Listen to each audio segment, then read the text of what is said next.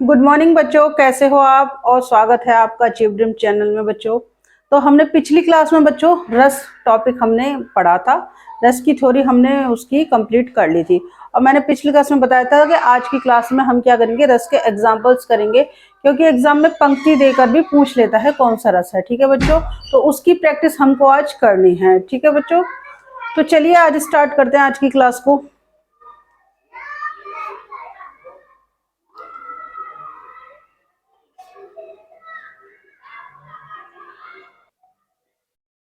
एक और अजगरी रखी, एक और मगराए, विकल बटोती बीच में पर्यो मूर्छा खाए।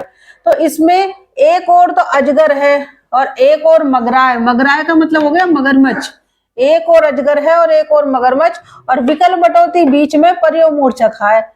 तो अगर आपके एक तरफ होगा अजगर, दूसरी तरफ होगा मगरमच्छ और बीच में हो आप, तो आपकी क्या स्थिति होगी? आप तो बेहोश होगे, गिरी जाओगे डर के मारे। तो पर्यो मूर्छा खाए। तो इसी से हमें क्या पता चल रहा है, देखिए, ये बेशक आपकी समझ में ना आए कि इसका क्या अर्थ है।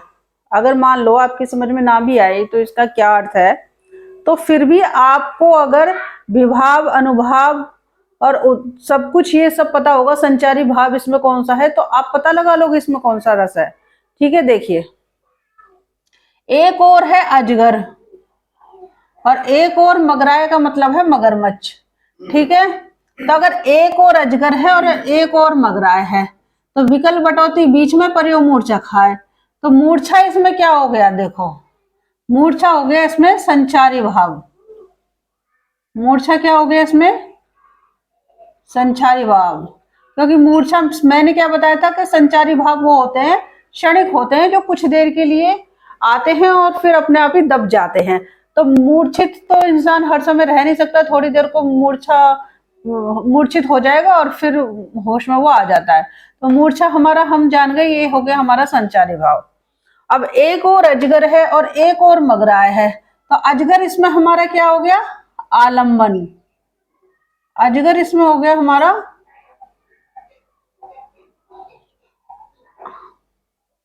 आलंबन, और इसमें मगराय भी हमारा क्या हो गया? आलंबन। तो मैंने बताया था कि आलंबन कौन होता है? आलंबन का काम होता है स्थायी भाव को जागृत करना। तो इसमें एक और तो क्या है? अजगर है और एक और क्या है? मगरमच्छ। जब किसी इंसान के एक और अजगर होगा और दूसरी ओर मगरमच्छ होगा, तो उसको क्या लगेगा? भय लगेगा। ठीक है, तो उसमें क्या होगा? भय जागृत होगा, भय का भाव जागृत होगा। और आलंबन का काम क्या होता है? आलंबन का काम ही ये होता है स्थायी भाव को जागृत करना। तो इसमें भय उसको लगेगा। फिर विकल बटौती बीच में, अगर वो बीच में है, अब ये स्थिति ये है कि वो इन दोनों जहरीली चीजों के बीच में है, तो ये स्थिति क्या हो गई? विकल बटौती बीच में, ये हो गई हमारी उद्दीपन की स्थिति हो गई। उद्दीपन की स्थिति,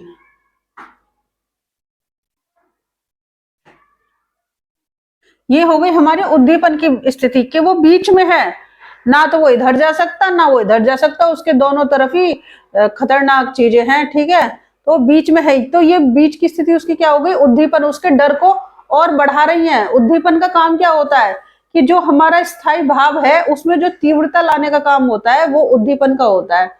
ठीक है, तो इसका डर जो है और ज्यादा बढ़ जाएगा कि ना तो मैं इधर जा सकता, इधर इधर मगरमच्छ है, इधर अजगर है, मैं किधर जाऊं। तो इसका जो डर है और बढ़ जाएगा। ठीक है, तो फिर वो क्या है? पर्यो मूर्छा खाए। तो ये देख के वो बेहोश हो जाता है। और मूर्छा इसमें हमारा क्या हो गया? संचारी भाव हो गया। तो आप इतनी चीजों से ही आप जान लोगे आलंबन हमारा क्या है, उद्दीपन क्या है, संचारी भाव क्या है। इसी से आप पहचान लोगे कि ये कौन सा रस है। तो ये अब तो आप बता ही दोगे कि ये हमारा भयानक रस है, क्योंकि इसको पढ़ के हमें क्या महसूस हो रहा है? भय महसूस हो रहा है। इसको पढ़ के हमें भय महसूस हो रहा है। और इसमें अगर हम अनुभव बताते कि हमारे अनुभव इसमें क्या है, तो देखिए, हमारे दोनों तरफ जहरीले प्राणी हैं हमारे दोनों तरफ। तो हमारा इसमें अनुभाव का क्या, कायिक अनुभाव क्या होगा? अनुभाव के 4 भेद थे, तो इसमें कायिक अनुभाव क्या होगा कि डर की वजह से हमारे पसीने छूटेंगे, ठीक है, हमारा शरीर कंपन करेगा। तो कायिक अनुभाव में क्या आएगा कि हमारा पसीने छूट रहे हैं और हमारे कंपन कर रहा है शरीर, तो हमारा कायिक अनुभाव हो गया। वाचिक अनुभाव इसमें क्या होगा कि डर की वजह से हमारे से मुंह से आवाज ही नहीं निकल रही, डर की वजह से हमारे मुंह से आवाज ही नहीं निकल रही। अगर हम बोले कि बचाओ बचाओ, तो इस चीज की हमारी आवाज भी नहीं निकल रही, तो ये हमारे क्या होगा? वाचिक, ठीक है। और आहार्य हमारा क्या होगा? आहार्य हमारा ये होगा कि आहार्य में होता है कि हमारे मानसिक बुद्धि जो होती है उसमें आहार्य में आती है। तो हमारे पास मानसिक ज्ञान है, हमारे पास हमारे माइंड में ये समझ है कि इन दोनों जहरीली चीज है और इन्होंने अगर मुझे डस लिया तो मैं तो गया, ठीक है। तो इसमें क्या है? हमारा आहार्य भी आ रहा है। अब सात्विक हमारा क्या हो जाएगा? अगर अजगर चला जाए अपने रास्ते, मगरमच्छ चला जाए अपने रास्ते, और फिर हम ये सोचें चलो हम बच गए, तो ये हमारा क्या होगा? सात्विक। सुखद अनुभूति जो हमारी होगी, तो ये हमारा हो जाएगा सात्विक। तो कहने का मतलब ये है कि इसमें विभाव भी है, अनुभाव भी है, ठीक है, संचारी भाव भी है, मूर्छा जो है इसमें संचारी भाव। तो इन भावों से ही हमें पता पड़ जाएगा कि हमारा कौन सा रस है। अगर हमें पंक्तियों का अर्थ निकालना नहीं भी आ रहा है तो कोई बात नहीं, अगर हम विभाव, अनुभाव और संचारी भाव पता लगा ले तो भी हमें पता पड़ जाएगा कि इसमें कौन सा रस है, ठीक है बच्चों। और मैंने आपको लास्ट क्लास में ये बता ही दिया था कि हमारे अनुभाव क्या होते हैं? जो विभाव के पीछे आते हैं, जो भाव हमारे विभाव के पीछे आते हैं। अनु का मतलब यही होता है कि पीछे, तो विभाव के पीछे जो हमारे भाव आए वो हमारे अनुभाव हो गए। विभाव हमारे क्या था? आलंबन था, उद्दीपन था। तो आलंबन से क्या हुआ? भय की स्थिति जागृत हुई। उद्दीपन से क्या हुई? वहां जो सिचुएशन थी कि अब मैं कैसे बचूं, दोनों साइड जहरीली चीजें हैं जो मुझे काट ना लें, तो ये हमारी स्थिति, जो वहां का जो माहौल बना डरावना, तो इसमें इससे क्या आई? उसमें भाव में तीव्रता आई, भय के भाव में तीव्रता आई। फिर क्या हुआ? फिर हम अनुभाव आए हमारे, उसमें कायिक अनुभाव आया, पसीने छूटे, वाचिक मुंह से आवाज नहीं निकल रही है। आहार्य कि हमें पता है कि ये मगरमच्छ और ये अजगर अब हमें छोड़ेंगे नहीं, बहुत जहरीले होते हैं। और सात्विक कि हम जो है दोनों, मगरमच्छ भी गया अपने रास्ते, ये भी गई, और दूसरे जहरीली चीज भी गई और हम अब बच गए, तो ये हमारा सात्विक हो गया, ठीक है। तो अब फिर संचारी भाव भी इसमें आ गया। तो आपने देखा कि इसमें सारे भाव आ गए हैं। तो इस तरह से बच्चों हम रसों की पहचान करते हैं, ठीक है। तो ये हमारा क्या हो गया? ये हो गया हमारा, दूसरे पेन से लिखती हूँ, तो ये हो गया हमारा भयानक, भयानक, ये हो गया हमारा भयानक रस, जिसका स्थायी भाव क्या होता है बच्चों? भय। जिसका स्थायी भाव हमारा क्या होता है? भय। अब ये देखिए दूसरा एग्जाम्पल, हनुमान की पूंछ में लगना पाई आग, लंका सारी जल गई, गए निशाचर भाग, ठीक है। अब आप इसमें बताइए, पहचानने की कोशिश करिए कि इसमें हमारा कौन सा रस हो सकता है। क्या है बच्चों कि हनुमान की पूंछ में आग भी नहीं लग पाई, ठीक है। देखिए निशाचर का मतलब क्या होता है? निशाचर का मतलब होता है राक्षस, ठीक है। निशाचर का मतलब होता है राक्षस। अब देखिए हनुमान, इसमें क्या बोला गया है पंक्ति में कि हनुमान की पूंछ में आग भी नहीं लग पाई, फिर भी लंका जल गई और सब राक्षस भाग गए। तो ये क्या आपको पढ़ने से क्या दिखाई दे रहा है कि जब आग ही नहीं लगी हनुमान की पूंछ में, फिर भी उसके बाद भी सारी लंका जल गई और राक्षस सारे भाग गए। तो इसमें क्या एक चमत्कारिक घटना देखने को आपको मिल रही है। तो जहां पे ऐसा हो कि कल्पना से परे किसी चीज को बोला जाए, कल्पना से परे की बात की जाए, जिसमें असंभव कार्य को संभव करके दिखाया जाए, जहां पे चमत्कारिक विषयों का वर्णन हो, तो वहां पे हमारे क्या होता है बच्चों? अद्भुत रस होता है, ठीक है। अद्भुत रस में क्या होता है? जहां पे हमारी कल्पना से परे की बातें करी जाती हैं, बढ़ा चढ़ाकर बातें बोली जाती हैं, ठीक है। तो वहां पे क्या होता है? अद्भुत रस होता है। तो बच्चों अद्भुत रस का स्थायी भाव हमारा क्या हो गया? विस्मय हो गया। तो ये हमारा क्या होगा, ये हमारा अद्भुत रस, अद्भुत रस। इसमें देखिए, तो ये हमारा क्या हो गया, अद्भुत रस हो गया, और इसका स्थायी भाव क्या हो गया, विष में। ठीक है, तो आप ये समझ गए कि अद्भुत रस में कैसी कैसी पंक्तियां आएंगी, जहां पे क्या होगा, जहां पे असंभव कार्य को संभव करके दिखाया जाएगा। ठीक है, जहां पर कल्पना से परे बातें करी जाएंगी और जहां पर चमत्कारिक घटनाएं आपको देखने को मिलेंगी, वहां पे बच्चों हमारे अद्भुत रस आप आसानी से पहचान जाओगे। तो यहाँ पे आप पहचान गए होगे कि हनुमान की पूंछ में आग भी नहीं लगी और लंका जल गई और सारे निशाचर भाग गए। तो इस पंक्ति से हमें पता चल रहा है कि यहाँ पे बात को बढ़ा चढ़ा के बोला जा रहा है, ये क्या है, अद्भुत रस है। ठीक है बच्चों, चलिए तीसरा एग्जाम्पल करते हैं।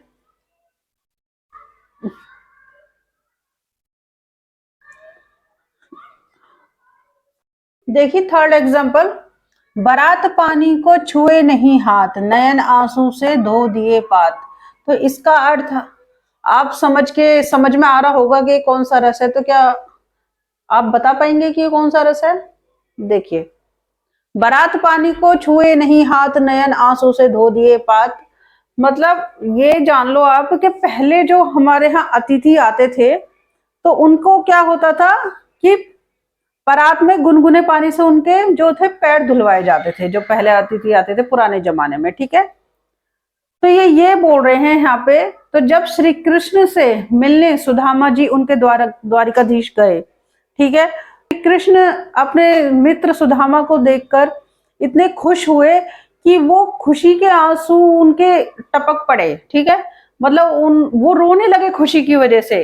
तो वो इतने रोए कि उनके आंसुओं से ही सुदामा जी के चरण जो है धुल गए। तो ठीक है, इसमें यही बताया जा रहा है कि बारात पानी को छुए नहीं हाथ, नयन आंसू से धो दिए पात, कि श्री कृष्ण के नयन से जो आंसू निकले उन्हीं से सुदामा के चरण जो है धुल गए। तो इसमें ये बताया जा रहा है। तो इसमें हमारा क्या होगा, इसमें हमारा होगा वियोग श्रृंगार होगा। इसमें श्रृंगार जो होता है हमारा, वो उसके दो टाइप होते हैं श्रृंगार के, श्रृंगार रस के बच्चों। देखिए,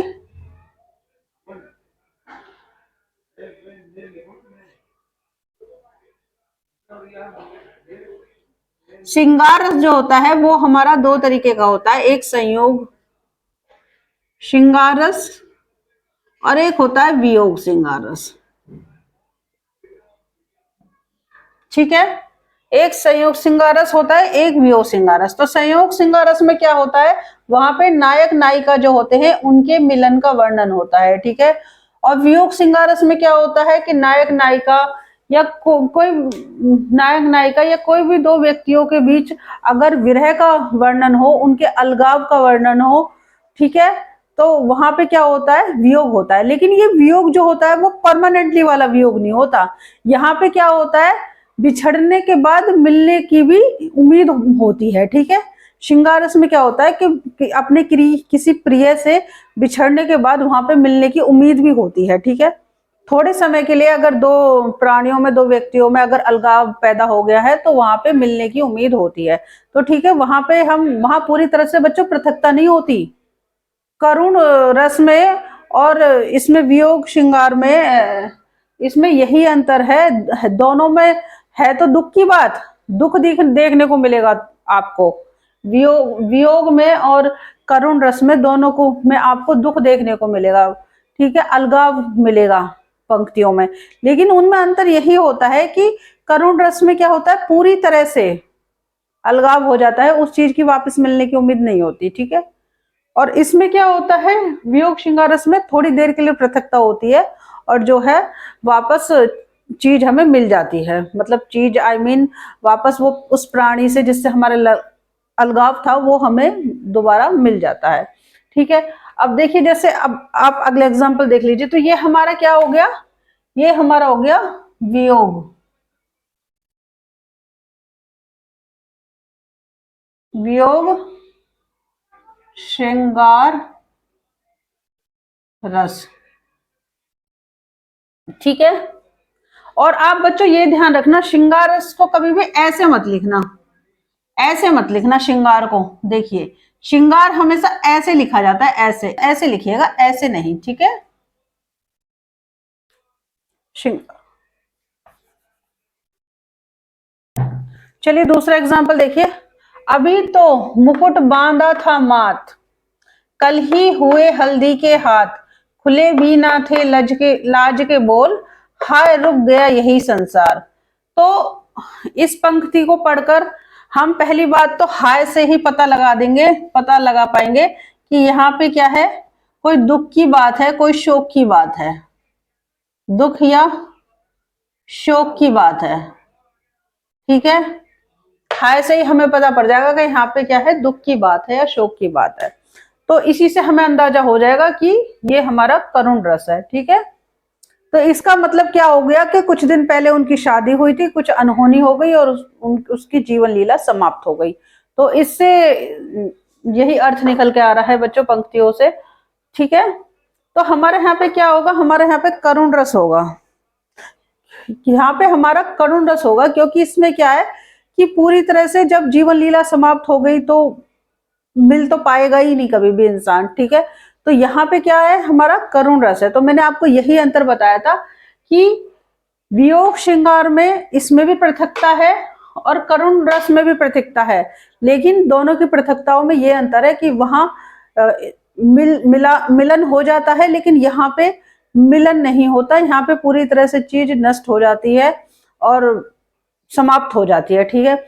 जैसे आप ये जान लीजिए कोई मोबाइल फोन है, ठीक है, अगर वो तीसरी मंजिल से नीचे गिर जाए तो अगर हम नीचे जाके देखते हैं, अगर वो पूरी तरह से टूट गया, अब वो उपयोग करने लायक नहीं है, पूरी तरह से नष्ट हो गया, तो उसमें क्या, तब क्या स्थिति बनेगी, करुण रस की बनेगी। और अगर हमने ये देखा कि नहीं, गिरने के बाद भी वो सही है, पूरी तरह से यूजफुल है, तो वहां पे क्या बनेगा, वियोग श्रृंगार बनेगा। तो ये इन दोनों में डिफरेंस है, दुख दोनों जगह है लेकिन डिफरेंस इनमें ये है, ठीक है। तो यहाँ पे हमारा क्या हो गया, करुण रस हो गया, करुण रस, जिसका स्थायी भाव क्या हो गया, शोक हो गया, ठीक है।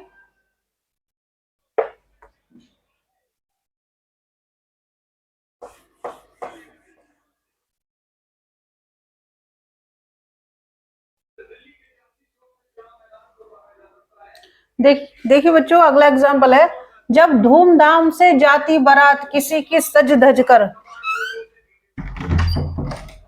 जब धूमधाम से जाती बारात किसी की सज धज कर, मन करता धक्का दे दूल्हे को जा बैठूं घोड़ी पर।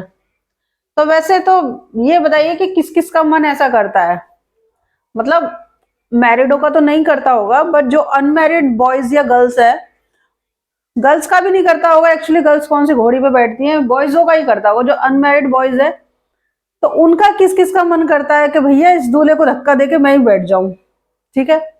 तो ये हंसी, अब आपको देखा, ये पंक्तियां पढ़ के आपको हंसी आई या नहीं आई, ठीक है। मन करता धक्का दे दूल्हे को जा बैठूं घोड़ी पर, तो ये पंक्ति पढ़कर सुनकर हंसी आई। तो जहां हंसी आई, जहां हास्य वाली बात होती है, हास वाली बात होती है, वहां हमारा क्या होता है बच्चों, कौन सा रस होता है, जल्दी से बताइए।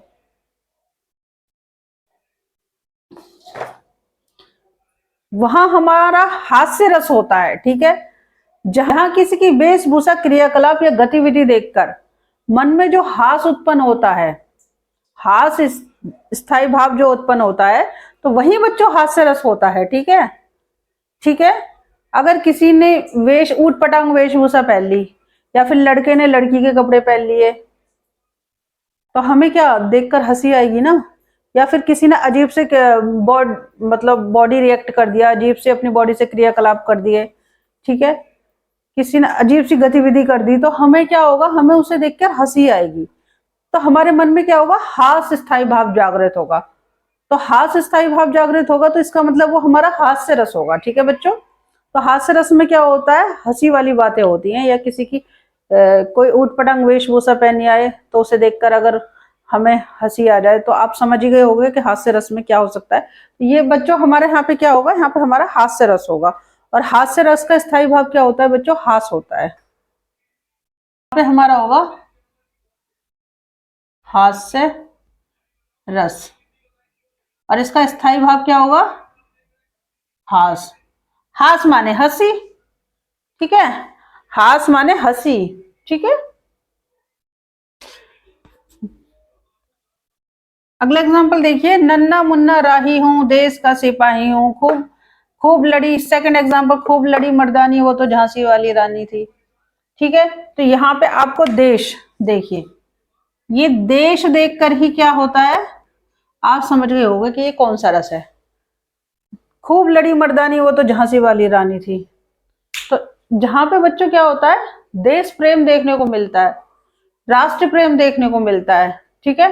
तो वहां पे हम क्या लगाते हैं, वीर रस लगाते हैं, ठीक है। आप समझ गए हो कोई, जहां पे देशभक्ति की भावना हो, राष्ट्र प्रेम हो, जहां पे अत्याचार के विरुद्ध आवाज उठाई जाए, दीन दुखियों के लिए, उनकी सहायता के लिए जो मन में भाव उत्पन्न हो जाए, उत्साह उत्पन्न हो जाए, तो उसे क्या बोलेंगे, वीर रस बोलेंगे, ठीक है।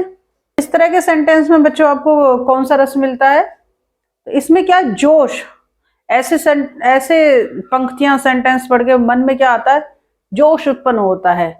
जैसे आप गदर मूवी देखते हो, ठीक है, तो गदर मूवी में आपने देखा होगा सनी देओल पाकिस्तानियों के खिलाफ जो अपने राष्ट्र प्रेम को दिखाता है, ठीक है, अपने। तो आपको भी क्या लगता है, आपके अंदर भी अपने देश के लिए प्रेम जागृत तो रहता ही है, हमेशा जागृत रहता है।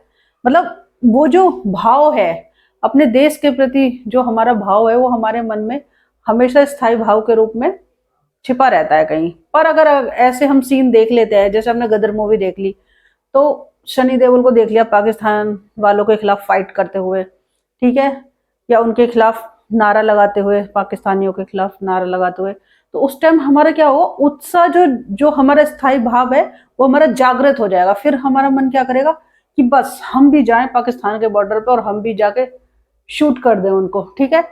तो ये जो मन में उत्साह का भाव जो हमारा उत्पन्न हुआ, तो वहां पे क्या होता है बच्चों, वीर रस होता है हमारा।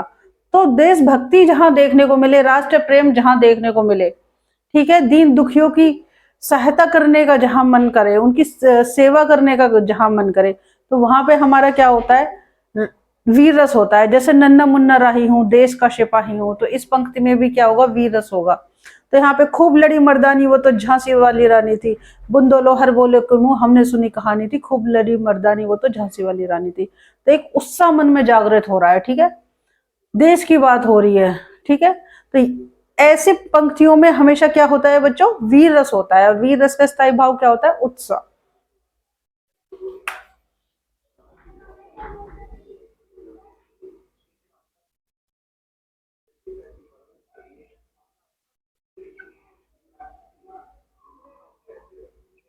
तो उत्साह क्या हो गया, वीर रस का स्थायी भाव हो गया। तो इस तरह आप पंक्ति पढ़कर हम अंदाजा लगा लेते हैं कि कौन सा रस है, ठीक है। पंक्तियों को पढ़कर जो मन में भाव जागृत हो, वही रस होता है हमारा, ठीक है। चलिए अब अगले एग्जाम्पल देखते हैं बच्चों। आई थिंक आपकी समझ में ये रस टॉपिक के एग्जाम्पल अच्छी तरह आ रहे होंगे। और बच्चों जिनकी समझ में कम आ रहा है रस, कि इसमें अनुभाव क्या है, विभाव क्या है, उद्दीपन क्या है, आलम्बन क्या है, और संचारी भाव इसमें हमारा क्या है, तो आप मेरी पिछली क्लास को जाके देख सकते हैं। तो आप क्या है, इन एग्जाम्पलों को पहचानना और आपके लिए इजी हो जाएगा, ठीक है बच्चों। चलिए आगे बढ़ते हैं।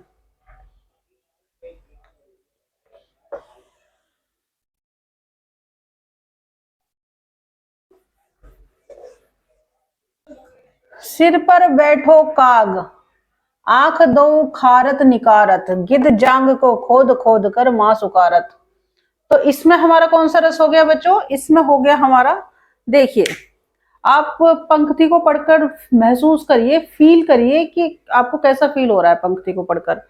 सिर पर काग बैठा है, जो क्या है, दोनों आंखों को निकालकर खा रहा है, ठीक है, दो आंख खारत निकारत, दोनों आंखों को निकाल रख के खा रहा है, ठीक है। और गिद्ध जो है जांग को खोद खोद के खा रहा है। तो इस पंक्ति को पढ़कर हमारे मन में क्या क्या फील हुआ, घृणा की भावना आई ना हमारे मन में। हमारे मन को अच्छा नहीं लगा, मतलब घृणा जैसा फील हुआ हमारे मन में। तो यहाँ पे क्या होता है, वहां जहां पे खून की बात आए, रुधिर की बात आए, मांस हड्डी की बात आए, ठीक है, जहां पे सड़ी गली दुर्गंध वाली वस्तुओं की बात आए, ऐसी चीजें जिनमें से सड़ी गली बदबू आती है, सड़ी गली चीजें होती है उनमें से बदबू आती है, ठीक है, जहां पे रुधिर की, खून की, हड्डी की, मांस मांस हड्डी की, ये सब बातें आ जाए, तो देखिए अब ये जो मांस शब्द यहाँ पे आया है, मांस, तो इसी से आप पहचान जाओगे कि कौन सा रस हो सकता है, ठीक है। मांस से ही आपकी पहचान में आ जाएगा, तो ये हमारा कौन सा है, बीभत्सु रस है। ये कौन सा है बच्चों, बीभत्सु रस, ठीक है, जिसका स्थायी भाव क्या होता है, जुगुत्सा, और जुगुत्सा का ही मतलब क्या होता है, घृणा। जुगुत्सा का मतलब क्या होता है बच्चों, घृणा। तो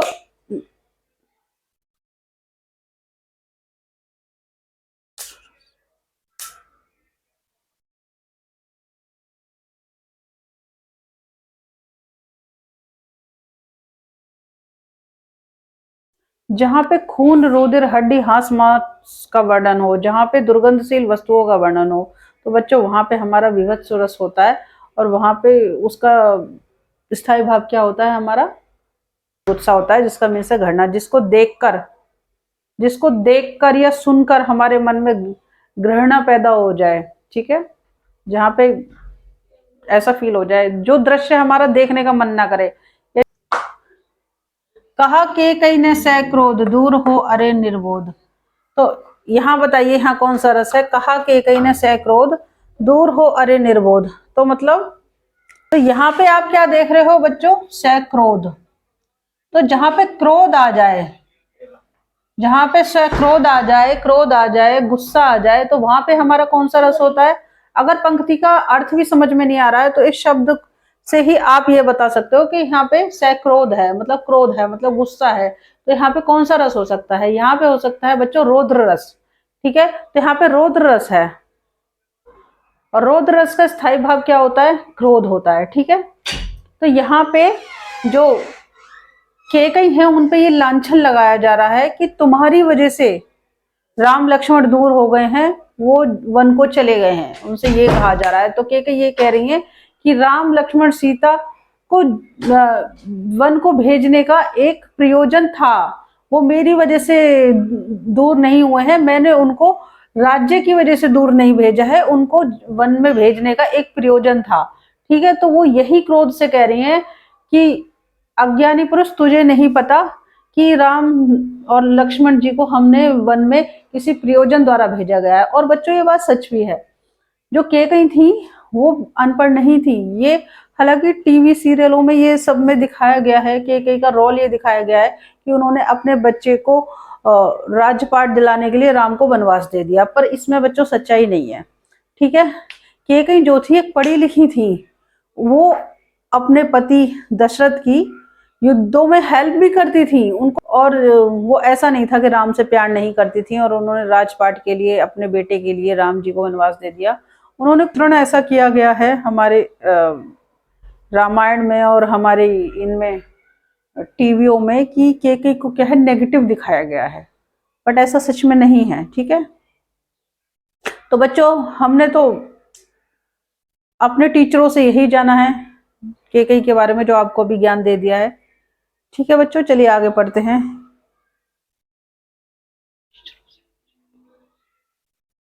तो यहाँ पे बच्चों देखिए, तो यहाँ पे कौन सा रस हो गया, तो यहाँ पे कौन सा रस हो गया हमारा, यहाँ पे हो गया रौद्र रस, रौद्र रस, जिसका स्थायी भाव क्या होता है, क्रोध,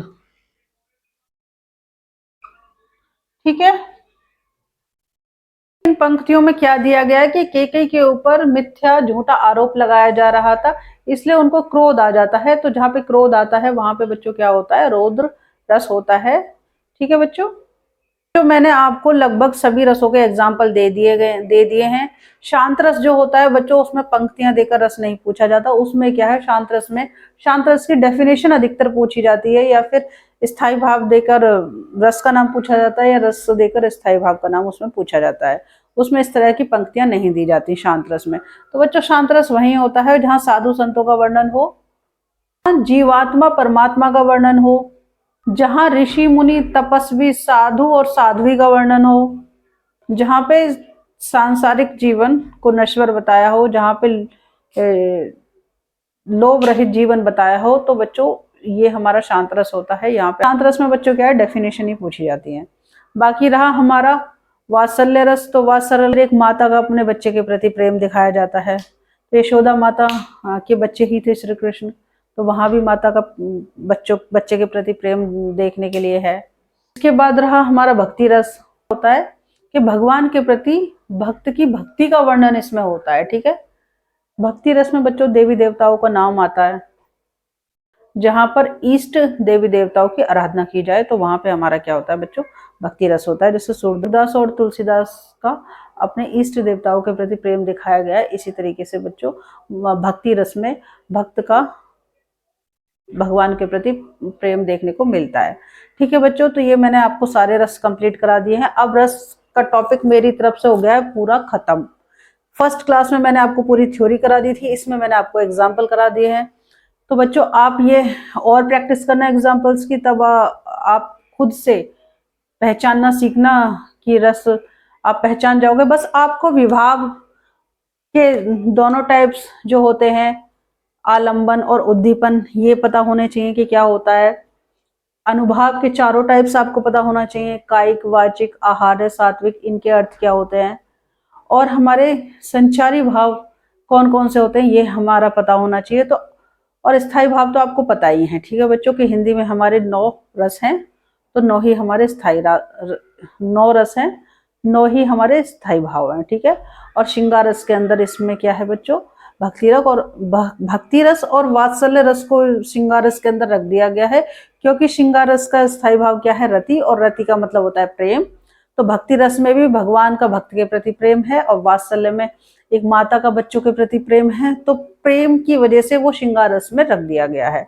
तो इसलिए हम श्रृंगार रस को बच्चों क्या बोलते हैं, रसराज भी बोलते हैं, रसों का राजा भी बोलते हैं। तो कुछ मेरा प्रयास आपके पास पहुंचा हो तो मेरी वीडियो को लाइक करके जरूर जाइएगा, और नए आए हैं तो मेरे चैनल को सब्सक्राइब करिएगा बच्चों। चलिए, बाय बाय, टेक केयर।